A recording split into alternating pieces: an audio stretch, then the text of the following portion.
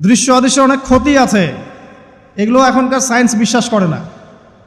আর science বিশ্বাস করে না বলে যে আমরা বিশ্বাস করব না এমনটাও নয়, ঠিক আছে? নবী সাল্লাল্লাহু আলাইহি ওয়াসাল্লাম বলেছেন, রাতের বেলা তোমরা বাচ্চাদেরকে সন্ধ্যাবেলা ছেড়ে দিও না, সন্ধ্যাবেলা বাচ্চাদেরকে ছেড়ে দিও না, আগে ভালো করে সন্ধ্যাটা হয়ে যাক, যদি ছাড়তে হয় তারপর ছেড়ো। তারপর রাতের রাত যখন গভীর হবে তখন তোমরা এলোপাথালি ঘোরাফেরা করো না, রাস্তাঘাটে বনে জঙ্গলে ঘোরাফেরা করো না, কারণ এই সময় এমন কিছু মাখলুককে আল্লাহ পাক ছেড়ে দেন যাদেরকে তোমরা দেখো না। এখন বিজ্ঞান যেটা প্রমাণ করতে পারে নাই, এটা কি বিজ্ঞানের ব্যর্থতা না ইসলামের ব্যর্থতা? যদি বৈজ্ঞানিকভাবে আপনি প্রমাণ করতে না পারেন তাহলে সেটার কোনো অস্তিত্ব নাই। এই কথাটাকে ডাহা মিথ্যা কথা।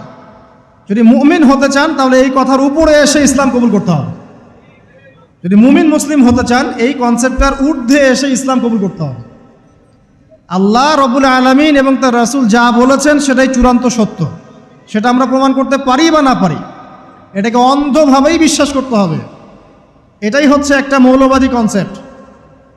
আর এভাবে ইসলামের মৌলিক বিষয়গুলোকে না মানলে কেউ মুসলিমই হবে না। কথা কি বুঝতে পারছেন?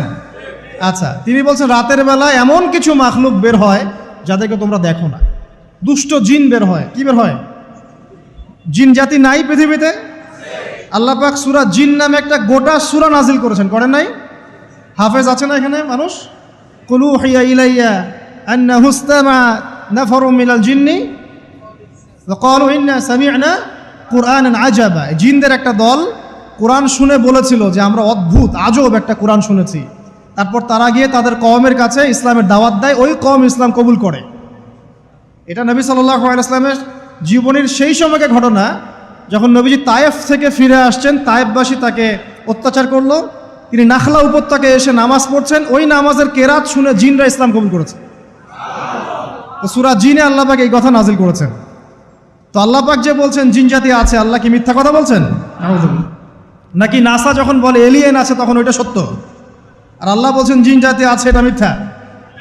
তা আমাদেরকে আবার নতুন করে মুসলমান হওয়া লাগবে এখন না? আমাদের কনসেপ্ট চেঞ্জ হয়ে গেছে। আবার দেখেন আল্লাহ পাক বলছেন সূরা জারিয়াতের 56 নম্বর আয়াতে, ওয়ামা খালাকতুল জিন্না ওয়াল ইনসা ইল্লা লিয়াবুদুন, আমি জিন আর মানুষকে শুধু আমার ইবাদত করার জন্যই সৃষ্টি করেছে। তাহলে দুটো জাতি পাওয়া গেল, জিন এবং মানুষ। জিন কিসের তৈরি? আগুনের তৈরি। মানুষ কিসের তৈরি? কাদামাটি। ফেরেশতা কিসের তৈরি? নূরের তৈরি। তো এই যে সৃষ্টির বৈচিত্র্য, এটা কার সৃষ্টি? তো সেই আল্লাহ পাকের জ্ঞান সবচেয়ে বেশি না আমার জ্ঞান সবচেয়ে বেশি? সে আল্লাহর পক্ষ থেকে যখন কোরআন এবং হাদিস নাজিল হবে তা আমি অন্ধভাবে মানবো না, নাকি আমি আল্লাহকে চ্যালেঞ্জ করবো ইবলিসের মতো? ইবলিস আল্লাহকে চ্যালেঞ্জ করছে না, খলাকতানি মিন নার ওয়া খলাকতাহু মিন তিন, আমি কেন আদমকে সেজদা করতে যাব? আমি কেন আদমকে সেজদা করতে যাব? আপনি আদমকে সৃষ্টি করেছেন মাটি দিয়ে, আমাকে সৃষ্টি করেছেন আগুন দিয়ে, তাহলে আমি আদমের চাইতে সুপিরিয়র, আমি আদমের চাইতে সেরা, তা আমি কেন ওকে সেজদা করতে যাব? তো ইবলিস আল্লাহকে চ্যালেঞ্জ করলো না? তো এখন আমরা যারা আল্লাহকে চ্যালেঞ্জ করছি, এখন এই বিশ্বে যারা আল্লাহকে চ্যালেঞ্জ করছে, কোরআনকে চ্যালেঞ্জ করছে, হাদিসকে চ্যালেঞ্জ করছে, এরা কি আল্লাহর অনুগত বান্দা না ইবলিসের এজেন্ট? এরা এই চ্যালেঞ্জিং ফিলোসফিটা পেল কোথা থেকে? ওই ইবলিস থেকে। ইবলিস থেকে এই ফিলোসফি এসেছে। আর ইবলিস তো এখনো মরে যায় নাই, মরে গেছে, বরং সে এখন প্রবীণ বয়স্ক হয়ে গেছে, তার অভিজ্ঞতা এখন অনেক বেশি। তার অভিজ্ঞতা কি বেশি? দেখবেন ইবলিস সবার আগে আদম সন্তানের গা থেকে কাপড় খুলে ফেলেছিল, জানেন? আপনাকে দেখাচ্ছি, সূরা আরাফ পড়েন। সূরা আরাফের মধ্যে আল্লাহ পাক বলছেন, ইয়া বানি আদম, হে আদম সন্তান, লা ইয়াফতিনান্নাকুমুশ শাইতান, হে আদমের সন্তানরা তোমরা শুনে রাখো, শয়তান ইবলিস যেন তোমাদেরকে ফিতনায় ফেলতে না পারে। কে বলছেন? আল্লাহ। কিরকম ফিতনা? ইয়ানজিউ আনহুমা লিবাসাহুমা, যে ইবলিস তোমাদের বাবা মায়ের গা থেকে কাপড় খুলে ফেলেছিল। ইয়া বানি আদম লা ইয়াফতিনান্নাকুমুশ শাইতান কামা আখরাজা আবাওয়াইকুম মিনাল জান্নাহ ইয়ানজিউ আনহুমা লিবাসাহুমা। আল্লাহ পাক বলছেন, হে আদমের সন্তানরা তোমরা সতর্ক থেকো, ইবলিস যেন তোমাদেরকে ফিতনায় ফেলতে না পারে, যেমন করে সে তোমাদের বাবা এবং মাকে জান্নাত থেকে বের করে দিয়েছিল এবং তাদের গায়ের কাপড় খুলে ফেলেছে। কখন কাপড় খুলে গেছে জানেন? যখন ওই যে গাছের কাছে তারা চলে গেলেন, ওই যে এই গাছের কাছে যেও না, ওয়ালা তাকরাবা হাদিহি শাজারা, তোমরা এই গাছের কাছে যেও না।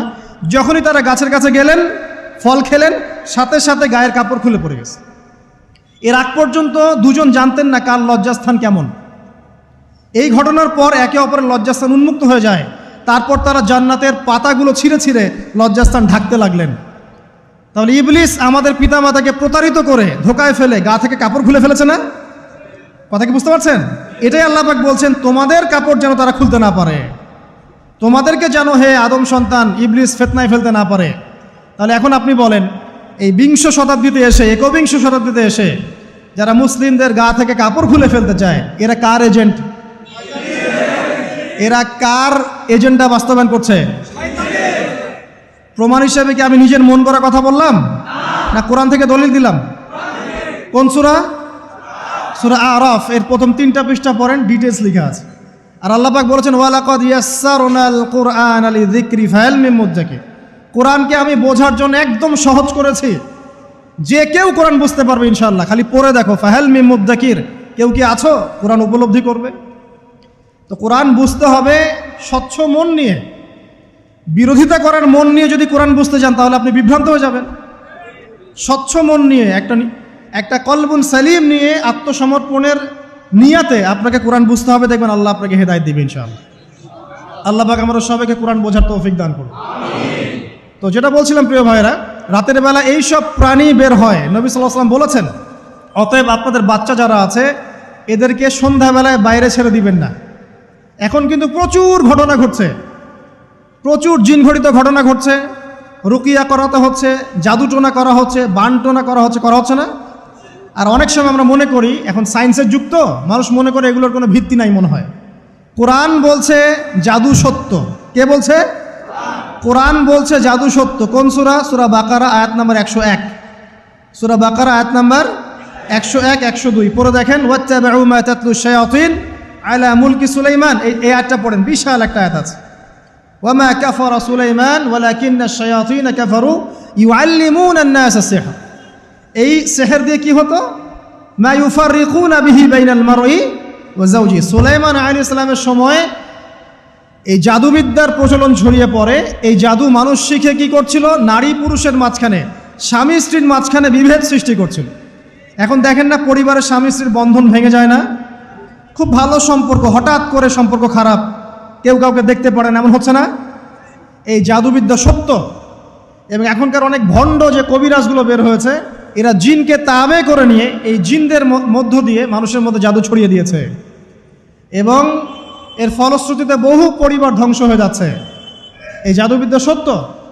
রাতের বেলা ঘুমানোর সময়ও আয়াতুল কুরসি তেলাওয়াত করতে হয়।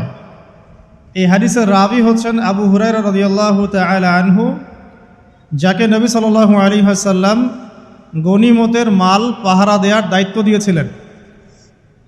তো প্রথম রাতে আবু হুরায়রা রাদিয়াল্লাহু আনহু লক্ষ্য করলেন যে মাল চুরি করার জন্য একজন এসেছে। তিনি চোরকে ধরলেন। চোর খুব অনুনয় বিনয় করল যে আমার অবস্থা খুব খারাপ, খুব দরিদ্র, আমাকে ছেড়ে দাও। আবু হুরায়রা রাদিয়াল্লাহু আনহু তাকে ছেড়ে দিলেন। পরের রাতে সেই চোর আরও একবার আসলো, তিনি আবার তাকে ধরলেন, আবারও ছেড়ে দিলেন। তৃতীয় রাতে তিনি তাকে ধরলেন এবং বললেন, এবার তোমাকে আমি ছাড়ব না। তখন সেই ব্যক্তি, বিখ্যাত সাহাবী আবু হুরায়রা রাদিয়াল্লাহু আনহুকে বলছেন যে আমি তোমাকে বিশেষ একটা আমল শিখিয়ে দিব, যে আমলটা করলে পরে রাতের বেলা শয়তান তোমার নিকটবর্তী হবে না। তো আবু হুরায়রা রাদিয়াল্লাহু আনহু বলছেন, কি সেই আমল? শিখিয়ে দাও, যদি শিখিয়ে দাও তাহলে ছেড়ে দেব তোমাকে। তখন সেই ব্যক্তি বলছে যে রাতের বেলা কেউ যদি আয়াতুল কুরসি তেলাওয়াত করে ঘুমানোর সময়, সেই ব্যক্তির ধার কাছেও শয়তান আসবে না ইনশাআল্লাহ, এবং আল্লাহ পাকের পক্ষ থেকে একজন ফেরেশতা তাকে পাহারা দিবে ইনশাআল্লাহ। তো রাসূলুল্লাহ সাল্লাল্লাহু আলাইহি ওয়াসাল্লাম পরের দিন ফজরের নামাজে আবু হুরায়রা রাদিয়াল্লাহু আনহুকে দেখে মুচকি মুচকি হাসছেন যে তোমার রাতের সাথীর কি খবর? কারণ ওহীর মাধ্যমে নবী সাল্লাল্লাহু আলাইহি ওয়াসাল্লাম আগেই জেনেছেন কি হয়েছে গত রাতে। এটাই আল্লাহ পাকের ওয়াহী, যেটা কোনো বিজ্ঞান যুক্তি দর্শনের ব্যাখ্যায় আসবে না। আসবে না।